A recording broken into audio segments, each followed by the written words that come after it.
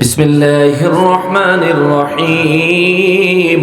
ইয়া ইবাদিয়াল্লাযীনা আমানু ইন্না আরদী ওয়াসিআতুন ফাইয়ায়া ফা'বুদুন।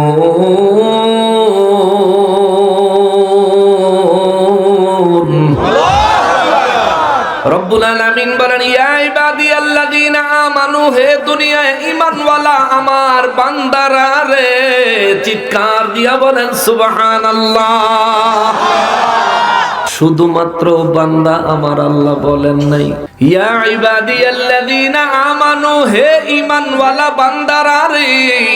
যেহেতু আমার আল্লাহ ঈমানওয়ালা বান্দার কথা বললেন, তার মানে ঈমান ছাড়া বান্দাও আছে না নাই? আছে। যদি ঈমান ছাড়া বান্দা না থাকতো, আমার আল্লাহ ঈমানওয়ালা বান্দাদেরকে আলাদাভাবে ডাক দিতেন না। তার মানে বোঝা গেল, হিন্দুরা আল্লাহর বান্দা, খ্রিস্টানেরা আল্লাহর বান্দা, ইহুদিরা আল্লাহর বান্দা, নাসারারা আল্লাহর বান্দা, নাফরমানেরা আল্লাহর বান্দা, নাস্তিকেরাও আল্লাহর বান্দা, আমরাও আল্লাহর বান্দা। কিন্তু ওই সমস্ত আল্লাহর বান্দাদের আর আমাদের মধ্যে পার্থক্য হলো ঈমান। কথা বলেন ঠিক কিনা?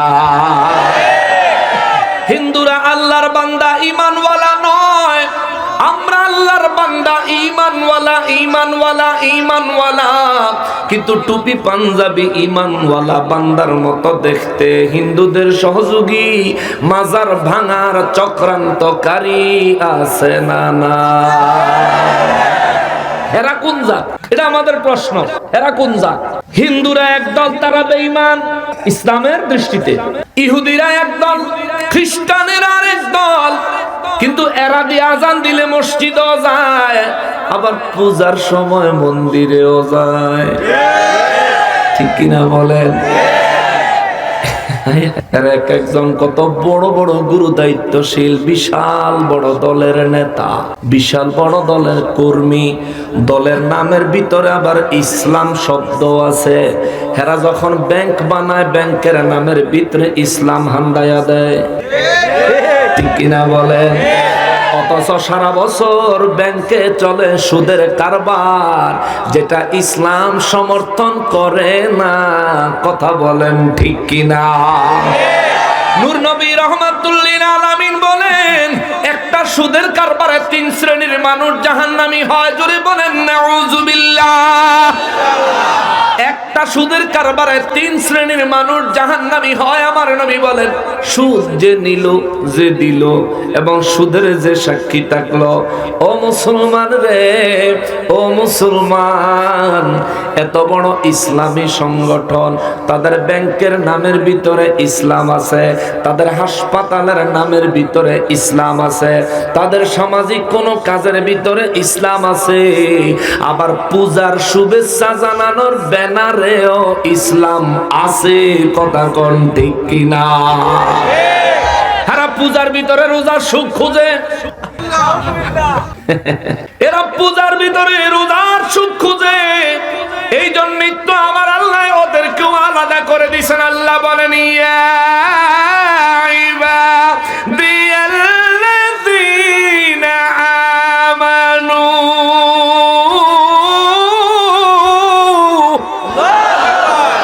রব্বুল ইজ্জত বলেন, হে ঈমানদার বান্দারা রে, এরে ঈমানওয়ালা বান্দারা, ঈমানওয়ালা বান্দারা।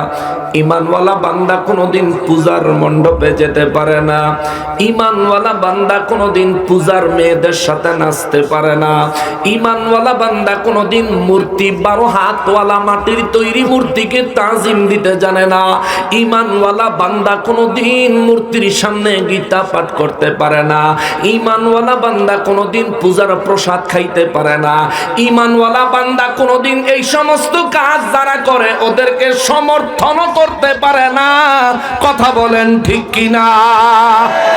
পূজা করা, পূজাকে সমর্থন করা একই অপরাধ। কারণ আমরা জানি যে চুরি করে তার শাস্তি যা, যে সহযোগিতা করে তার শাস্তিও তা, একটুও কম নয়। কথা বলেন ঠিক কিনা? এই দেশে স্বাধীনের পর থেকে এখনো পর্যন্ত কোনদিন কোন পূজা মণ্ডপে কাউকে পূজা করতে বাধা দেওয়া হয়েছে? হয়েছে না? হবে? এটা ইসলাম শিখায় না। ইসলাম বলে ওদের ধর্ম ওদেরকে পালন করতে দাও, তুমি ওদেরকে দিনের দাওয়াত দাও, তবে স্থান কাল পাত্র বুঝা। তুমি যদি তাদের পূজার মণ্ডপে গিয়া দিনের দাওয়াত দিতে চাও, হেরাও তোমার জুমার মসজিদ হইয়া ডোল পিটাইয়া করতে পারে না। হেরা কইবে তোমরা কইতেছো তোমাদের ধর্ম সত্য, আমরা কইতেছি আমগর ধর্ম সত্য, যদু মধুর আম সামের উপরে ঈমান আন। তারা বলতে পারে। এই জন্য আমার রব্বুল ইজ্জাত বলেন, ইয়া ইবাদিয়াল্লাযীনা আমানু, হে ঈমানদার ওয়ালা ঈমান ওয়ালা বান্দারা রে, রে ঈমানদার বান্দারা, ঈমান ওয়ালা বান্দারা, ঈমান ওয়ালা বান্দারা। ঈমান রাখা যতটা ফরজ, কুফরির প্রতি ঘৃণা রাখা ততটাই ফরজ। ঈমানকে গ্রহণ করা যতটা ফরজ, কুফরিকে বয়কট করা, বর্জন করা ততটাই ফরজ। এখন যারা নির্বাচনকে কেন্দ্র করে হিন্দুদের পূজায় গেল ভোটের আশায়, আমার বুঝে আসে না তাদের জ্ঞানের এত অভাব কোত্থেকে দেখা দিল। অঙ্কে তারা এত কাঁচা কেমনে হইল? এই দেশে হিন্দু বেশি না মুসলমান বেশি? কমপক্ষে 90% মুসলমান, তবে আমরা জানি 95% মুসলমান। যদি এর ভিতরে বেজাল্লা বুজাল্লাডি বাদ দিয়া 5% বাদ দিলাম, 90% মুসলমানও যদি ধরি, কোন নেতায় ভোটে জিতার আশায় যদি হিন্দুর পূজা মণ্ডপে যায় একবার, একজন মুসলমানের বাড়িতে আল্লাহর ওলির মাজারে যাওয়া দরকার ছিল শত শতবার। কথা বলেন ঠিক কিনা? কিন্তু আল্লাহর ওলিদের মাজার ভাঙলো, নেতার কোনো পদক্ষেপ নাই। ঠিক নেই? যদি ভালো করে তদন্ত করে নেতার দলের লোক পাওয়া যাবে। ঠিক কিনা বলেন? 90% মুসলমানের দেশ, দিন ইসলামের ঐতিহ্য ইতিহাস, দিন ইসলামের মুসলিম উম্মার অন্তরের সফট কর্নার আল্লাহর ওলিদের দরবার, যাদের উসিলায় 700 বছর ধরে দেশে ইসলাম কায়েম রয়েছে। কথা বলেন ঠিক কিনা? তোমরাও সংগঠনের ভিতরে ইসলাম শব্দ ঢুকাইয়া মানুষের ধোঁকা দেওয়ার সুযোগ পাইছো ওই আল্লাহর ওলিদের খাতিরে। ওই আল্লাহর ওলির মাজারে মোবারক ভাঙার পরে কোন নেতা পদক্ষেপ তো নিল না, প্রতিবাদও করলো না, একটা ফেসবুকে স্ট্যাটাসও দিল না, মুখ দিয়া কইল না কামটা খারাপ হইছে। যেই এলাকায় ঘটনাটা ঘটছে ওই এলাকার নির্বাচনের প্রার্থী থানায় যায় নাই, এসপি সাহেব ডিসি সাহেবের কাছে যায়া বলে নাই এই ঘটনা কে ঘটাইছে তাদের উপর তদন্ত হোক, 24 ঘন্টায় গ্রেফতার চাই। বলে না। কিন্তু পূজার মণ্ডপে যায় পাহারা দেয়। হের কোন আব্বাই বলে কইছে পূজার মণ্ডপে যায় বলে ভাঙচুর হইব? দূর বেড়া, পূজার প্রসাদ খাইলে তোমরা খাওয়ার অভ্যাস আছে। মুসলমান কোনদিন হামলা করতেও যায় না, প্রসাদও খাইতে যায় না। ঠিক কিনা বলেন? এই জন্য আমার আল্লাহ বন্টন করে দিয়া মানব জাতির মধ্যে আমার আল্লাহ আলাদা করে দিলেন। ইয়া ইবাদিয়াল্লাযীনা আমানু, আমার আল্লাহর কুদরতের নুরানি জবানে, মায়ার জবানে আমার আল্লাহ ডাক দিলেন। ওই ডাকের কথাটা আমার নবী রাহমাতুল লিল আলামিন, যার জবান থেকে আল্লাহর কাছে কিছু চাইলেই কবুল হইয়া যাইতো। জোরে কন্যা সুবহানাল্লাহ। যার জবান মোবারক দিয়ে আল্লাহর কাছে কিছু চাইলেই কবুল হইয়া যাইতো। যার জবান মোবারক দিয়ে রোজ হাসরে যারে কইব আমার উম্মত, আল্লাহ তারে নাজাত দিয়ে দিব। জাহান্নামের ভিতরে ঢুকে যেই জবানে যদি বলে আল্লাহ এটা আমার উম্মত, বিনা প্রশ্নে, বিনা সাজায়, বিনা হিসাবে আমার আল্লাহ তারে জান্নাত দিয়ে দিব। ওই নবী রাহমাতুল লিল আলামিনের জবান মোবারক দিয়ে আল্লাহ আমাদেরকে, আমাদের মতো গুনাহগার না খানদানালায়েকদেরকে ডাক দিয়ে কয়, ইয়া আইয়ুহাল্লাযীনা আমানু, হে ঈমানওয়ালা বান্দারা রে, জবান খুলে বলেন আল্লাহু আকবার। ইন্না আরদি ওয়াসিআতুন, আল্লাহ বলেন নিশ্চয়ই আমার জমিন আমি প্রশস্ত করেছি। সুবহানাল্লাহ, ইন্না আরদি ওয়াসিআতুন, এই পৃথিবী আমি আল্লাহ প্রশস্ত করেছি।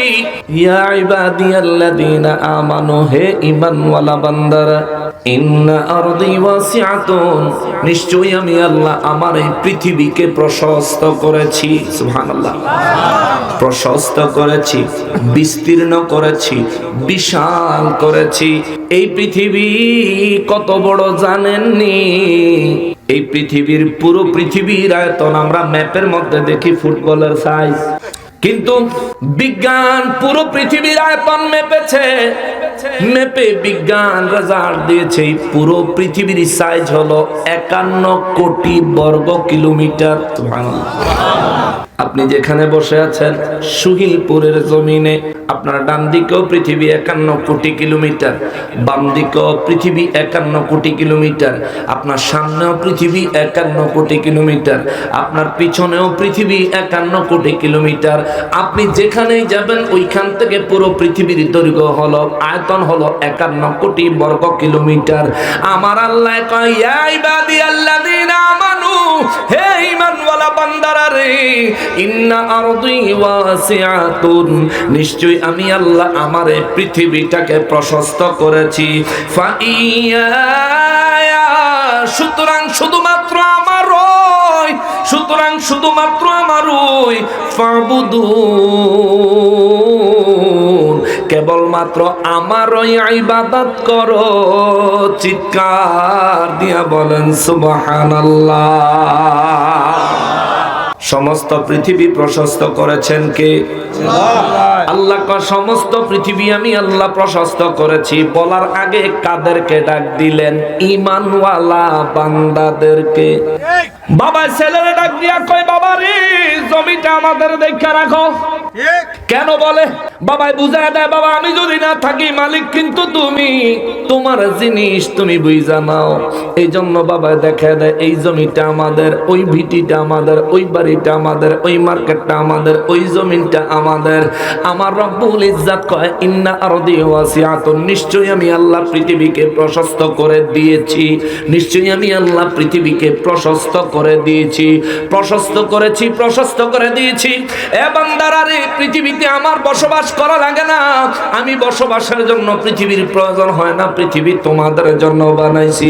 তবে আজ আমি আল্লাহ একটা গোপন খবর কইয়া দেই, এই পুরো পৃথিবী বানাইছি, পৃথিবীকে প্রশস্ত করে দিয়েছি আমি আল্লাহ শুধুমাত্র ইয়া ইবাদিয়াল্লাযীনা আমানু, ঈমানওয়ালা বান্দাদের জন্য। চিৎকার দিয়া বলেন সুবহানাল্লাহ। এই পৃথিবীতে শুধুমাত্র যারা ঈমানদার, পৃথিবী তাদের জন্য প্রশস্ত করেছেন কে?